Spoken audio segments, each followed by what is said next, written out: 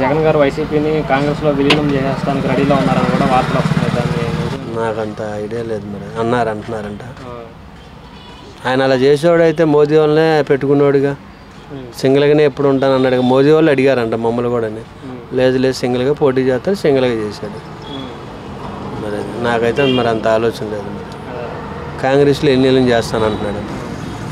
అయ్యన్న పాత్రలో స్పీకర్ కూడా, ఒక స్పీకర్ స్థాయి వ్యక్తి కూడా జగన్ ఓడిపోయాడు కానీ చావలేదు, చచ్చేదాకా కొట్టాలి. అవును, అది వచ్చింది చంపేస్తే పోయిద్దిగా స్పీకర్ పోస్ట్ కూడా ఇవ్వడం జరిగింది. అది వచ్చింది దీంట్లో వచ్చిందిలే. ఓడిపోవడమే కదా చంపేస్తే పోయేది అన్న టైప్లో వచ్చింది. ఓడిపోయాడు కానీ ఇంకా చావలేదన్న. రాజకీయ కుట్రాలు అవన్నీ.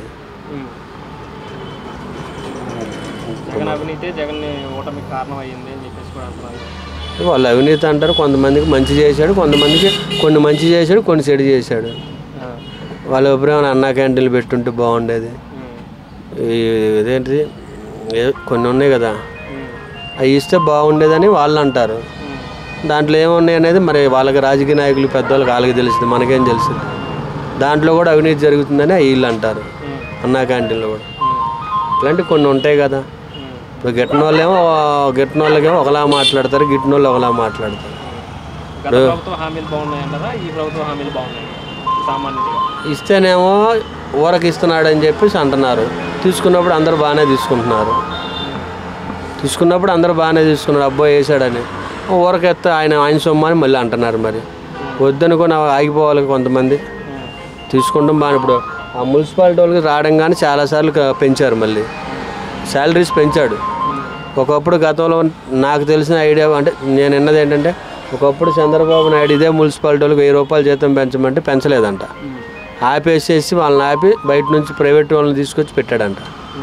మరి ఇది జగన్మోహన్ రెడ్డి గారు వచ్చినాక వాళ్ళకి 2-3 సార్లు శాలరీ పెంచినా ధర్నాలు చేశారు. అంగన్వాడీ వాళ్ళు కూడా అంతే, వాళ్ళు స్టార్టింగ్ ఎంత ఉంటే వాళ్ళకి ఎంతో శాలరీ పెంచాడు, వాళ్ళు ధర్నాలు చేశారు. అందుకేంటంటే జగన్మోహన్ రెడ్డి గారు అతిగా మంచితనానికి పోయాడు, అది ఎఫెక్ట్ కొట్టింది అంతే. ఎక్కడ ఎంతవరకు లిమిట్ ఉంటే అంతవరకు బాగుండేది. జగన్మోహన్ రెడ్డి గారిని నమ్ముతారంటారా? వీళ్ళు చేసే పరిపాలన బట్టి తర్వాత చూస్తారు. వాళ్ళని ఈయన ఇచ్చిన హామీలను నెరవేర్చి అంతా బాగుంటే చూస్తారు, లేదంటే ఆయన ఎట్లా చేశాడు వీళ్ళు కూడా అట్నే చేస్తారు.